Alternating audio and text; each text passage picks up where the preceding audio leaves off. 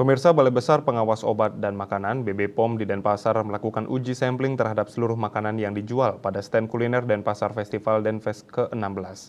Hasilnya, seluruh makanan yang dijual pada stand kuliner Denfest ke-16 aman dikonsumsi.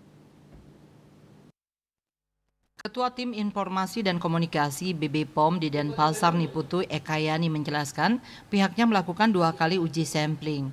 Kegiatan uji sampling ini dilaksanakan dengan rincian 25 sampel pada tahap pertama dan 16 sampel pada tahap kedua.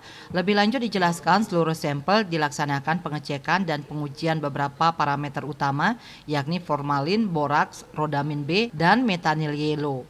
Beberapa jenis makanan disasar pengujian yakni dimsum, kerupuk, lontong, minuman berwarna, serta berbagai jenis makanan lainnya. Setelah dilaksanakan pengujian, diketahui hasilnya baik dan seluruh makanan di arena Denfest aman untuk dikonsumsi.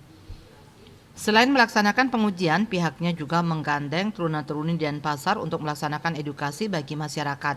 Hal ini utamanya dalam mendukung terwujudnya standar keamanan pangan. Selain itu, edukasi juga dilaksanakan bagi pedagang untuk ikut andil menjaga kebersihan makanan.